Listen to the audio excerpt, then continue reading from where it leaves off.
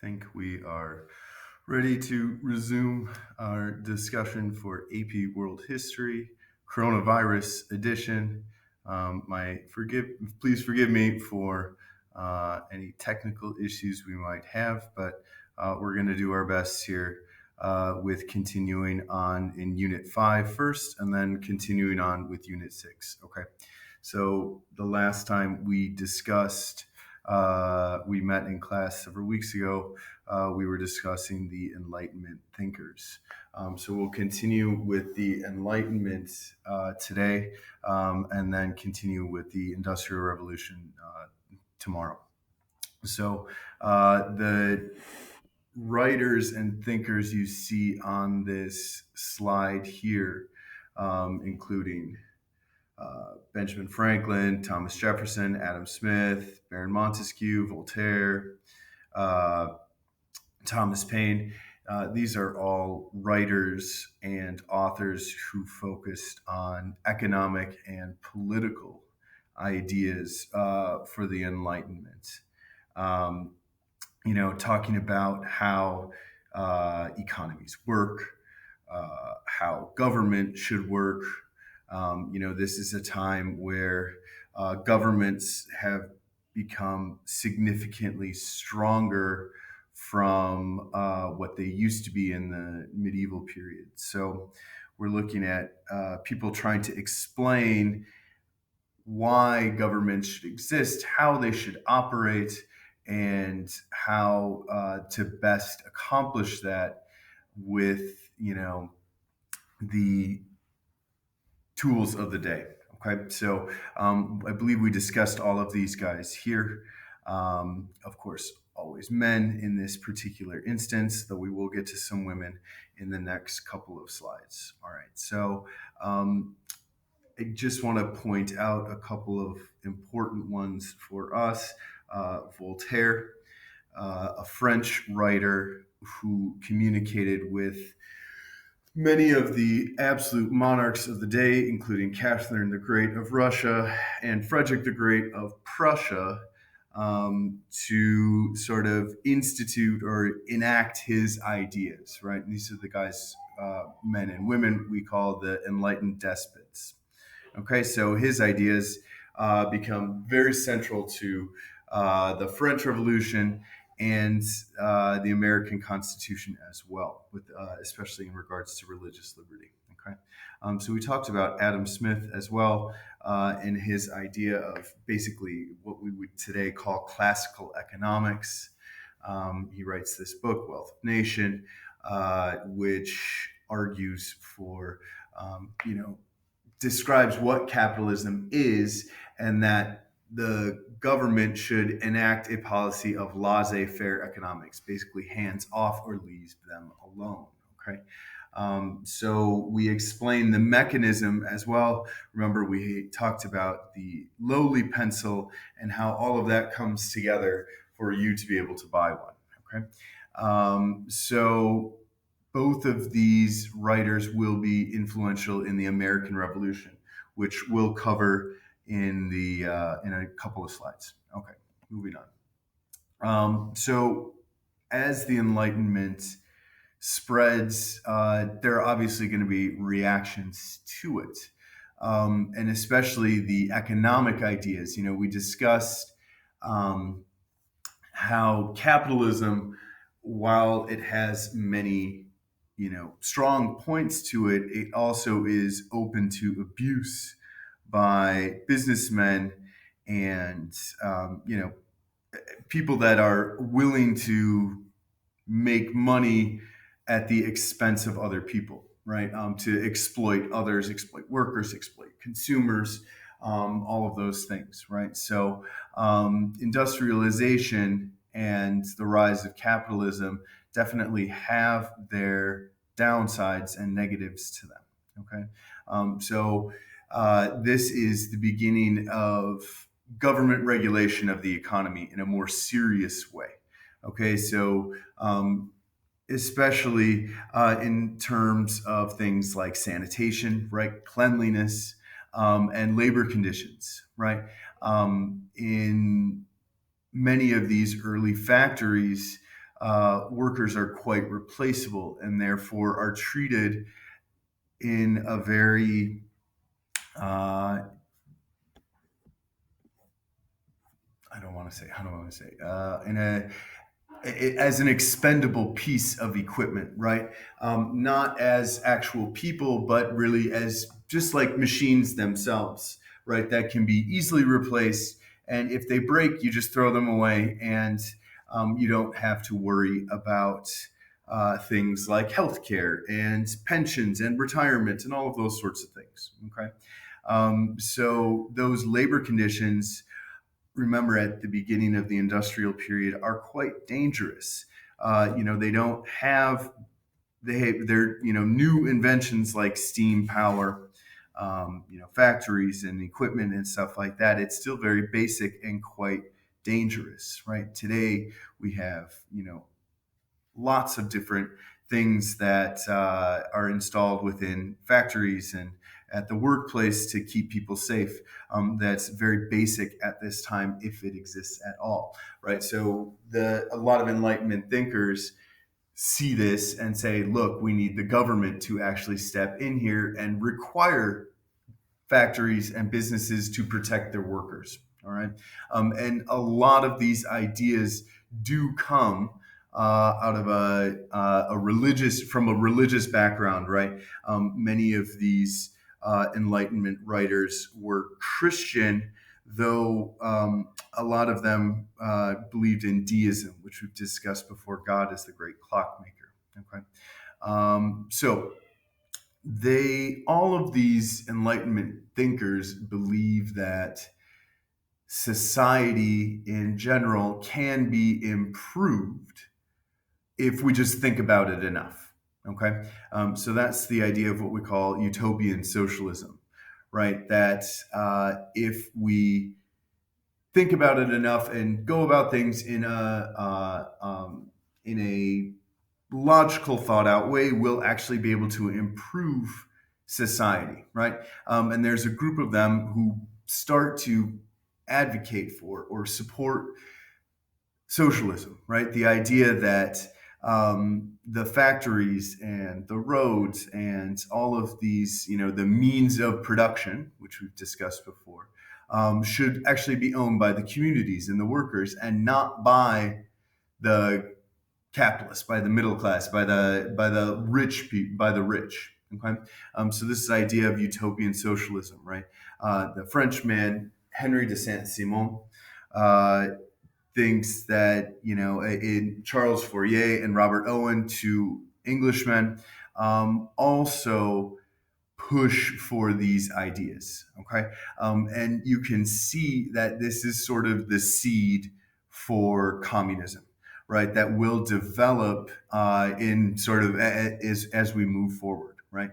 So these ideas are kind of the basis or the base for economic ideas that are to come, especially communism. Okay, so one example of this are the Fabian societies that grow up in England in the 1800s, and their idea is not that we need to have drastic change, but instead that we should look to change the system from within. And especially in England, that's through Parliament, right? So these ideas of slow, gradual change for economies and societies, and to make things better for everyone, right? The idea of utopia certainly starts to spread out of England and is a reaction to the industrialization that Europe is seeing, combined with the Enlightenment ideas of the late 1700s. Okay, so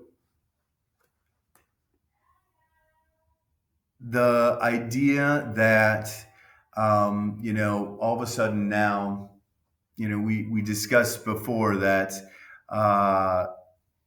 women are now more able to work, right? In as society changes, and especially the economics change, right? All of a sudden, it's not as if man has to be working in a factory. It's certainly something that a woman is capable of as well, right? So as society changes and the economics change, this is where we start to see the rise of early feminism. Okay, and so the idea that the ideas of the Enlightenment, that everyone is created equal, that we are born as a blank slate, all of these start to contribute to early ideas of feminism. All right, and so they're based on a couple of important documents and women who write them. And a couple of important ideas, which we can generally describe as women's rights, equality, and suffrage. Okay, so quickly, suffrage, the right to vote, right? Where you can see here, votes for women. All right, so that is the term suffrage. It is the right to vote. Okay, so the right for women to vote. All right, equality at this time, the law itself and governments treat men and women unequally, right? This is still the time of the idea that men own their wives, that women are unable to own property, right? And this sort of contributes to the ideas of women's rights, which is more, we could think of it as a collection of individual rights. Okay, so the right to own property, the right to enter into a contract. It's a set of legal rights that are given to men, but are not given to women. All right. So, the idea here is honestly equality, right? That in which is based in the Enlightenment, right? The idea that men and women are born equal, right? Which comes from those ideas that we discussed before in terms of natural rights, right? If natural rights extend to men, why shouldn't they extend to women? Okay, so the first important person and document I'd like to discuss is Limp de Gouges and the Declaration of Rights and Women and the Female Citizen. Okay, so this is actually sort of a counter argument to another famous document of the French Revolution, Declarations of the Rights of Man and Citizen. So the original document was written by French revolutionaries, and it was basically list of what a typical French man and citizen could expect from their governments, right? The right to vote, the right to own property, the right to an education, all of these types of things. And Olympe de Gouges, who was herself a French revolutionary, comes up with a counter argument that says, okay, great, cool. What about all the women? Why aren't we included in this? And the French Revolution is actually an important turning point for women, especially because many women do participate in the French Revolution. They take an active role in it, in the overthrow of Louis the 16th. So it's sort of a intersection of opportunity. The ideas are there, and Olympe de Gouges writes this incredibly important document in 1791. The next one comes from an English woman. Her name is Mary Wollstonecraft. I can't remember if she's the one who wrote Frankenstein or not. I believe she did write Frankenstein as well. We'll have to check that. But she makes this point that how could women really be expected to be equal to men without an education, right? So she writes this document, a pamphlet called A Vindication of the Rights of Women, where she says, like, look, if we educate women, that it will give women more opportunities politically as leaders, right? Professionally to help the economy, right? And as a as maybe a nod to or an acknowledgement of the patriarchy that exists at the time, she makes this argument that, like, look, it's better for men if women don't have to rely on men, right? So educate women, and then they'll be more independent, and it'll be better for everyone overall. So that's the main point of Mary Wollstonecraft and a vindication of the rights of women. All right, these two documents. Inspire and sort of motivate what's called the Seneca Falls Convention in the United States in 1848. Okay. And this convention, a convention is a gathering of leaders and people to discuss an important issue. Um, Basically comes out with this thing called the Declaration of Sentiments, similar to the Declaration of the Rights of Women and the Female Citizen and a vindication of the rights of women. And they say, basically, it's sort of a culmination, right? That women should have the right to hold political office, to be president, to be prime minister, to be a representative, to be mayor, to own property, right? Own their own business, own their own house, right? Have legal rights to their own money, right? That many times in most countries at the time, any income or any money that a woman makes is by definition legally the property of her husband. So, this is arguing for economic independence, right? And even to be the legal guardians of their children, right? I know this seems kind of crazy to us now, but at the time, women were not allowed to be the legal guardian of their own children, right? So if the a decision needed to be made about a child, it could only be done by the father, right? And these two women, Lucretia Mott and Elizabeth Cady Stanton, are the two American women who participate in this convention. Now, I do want to point out over here this picture where it's discussing, or it shows the roll of honor, basically the attendance for the Seneca Convention in 1848. And I would like to point out that while the majority of the names on here are women, that there is a significant minority or a significant group of men who participate in this as well. That while feminism is mainly driven by women and the desires for equality amongst women, there are significant portions of the male population that agree, right? That based on is if we believe in the natural rights of everyone, then indeed that should extend to women as well. Okay. Two more important reactions to the Enlightenment that sort of, when we explain them, okay, they make a bit of sense. First, abolitionism, right?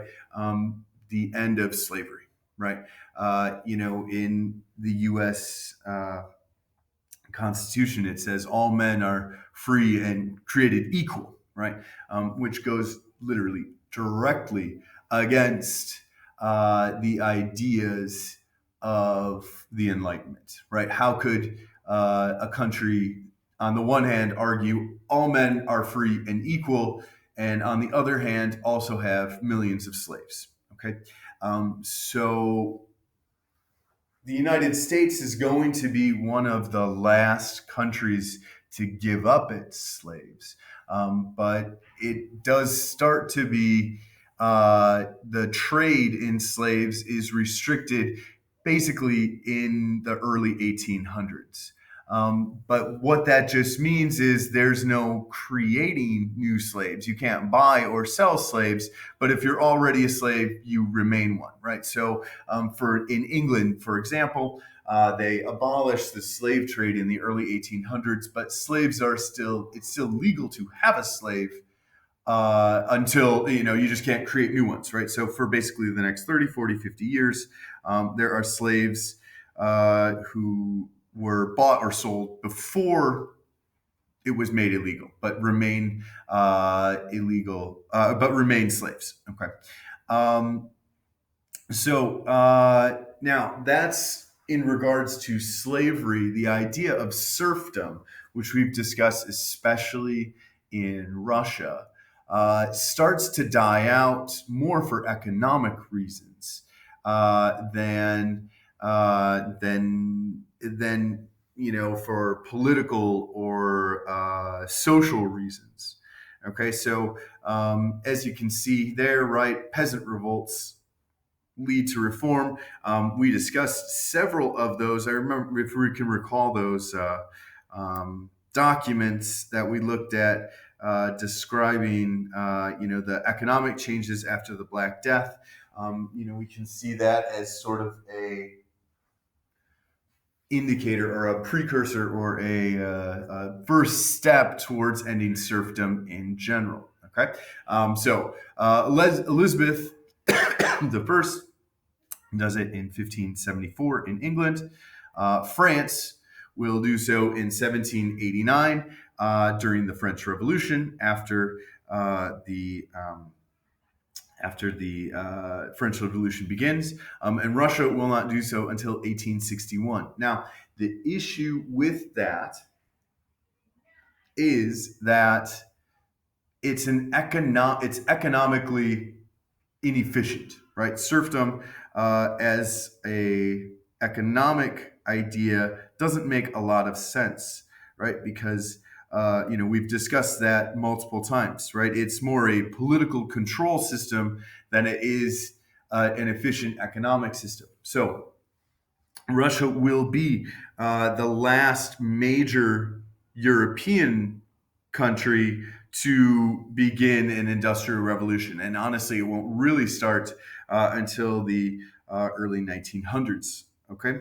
Now, an interesting reaction to this as well, which I'll do my best to remain, I don't want to be too controversial based on our situation, and just so we understand that this is another type of reaction to the Enlightenment and to the industrialization that happens in Europe, right, is nationalism in general, right, and Zionism specifically. Okay, Zion is another word for that the Jews use to describe the area of Israel, Palestine, Jerusalem. Right.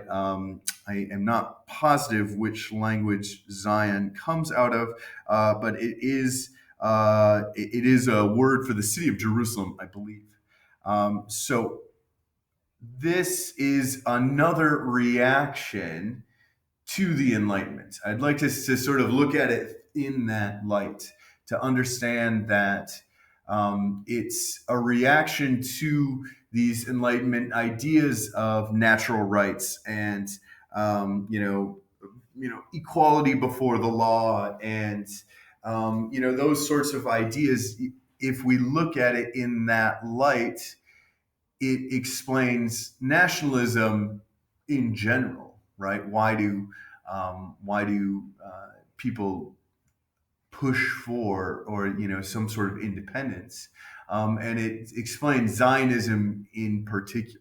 Okay, so we've discussed multiple times the anti-Semitism or the anti-Jewish feelings that existed in Europe throughout this time, which actually was distinctly different from the Islamic world, right? Where we look at the Ottoman Empire, for example, and how they definitely employed Jewish government officials, Jewish traders, etc., without the kind of discrimination that we see in Europe at this time.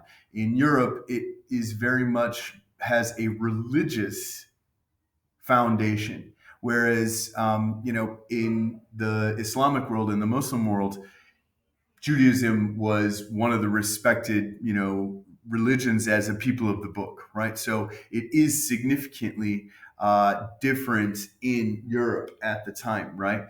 There's this sort of wide held belief that Jews are to blame for the death of Jesus, and so therefore all Jews are bad and should be punished. Okay, so that is another idea that becomes widely held amongst the Jewish community at that time. Okay, there's one particular incident in the 1800s. It's called the Dreyfus Affair. A Jewish military officer was framed. They accused him of crimes that he didn't actually do. Right, and it does start to build distrust against the Jewish community, especially in France. Okay, this is sort of the first step towards the establishment of modern day Israel in 1948 after the fall of the Ottoman Empire and the end of World War II. Okay, so I do want to keep that sort of in the look at it through the lens or the idea of the Enlightenment, right? That these are sort of natural extensions or a natural next step to the Enlightenment, right? The new ideas of natural rights and what it means to be a citizen encourage abolitionist movements, right? The ending of slavery, right? And the idea of nationalism and sort of does create a new environment or a new situation where these types of ideas do start to spread to some extent. Okay, now as much as we would like to say, like, oh, the world gets a lot better and everything becomes much better.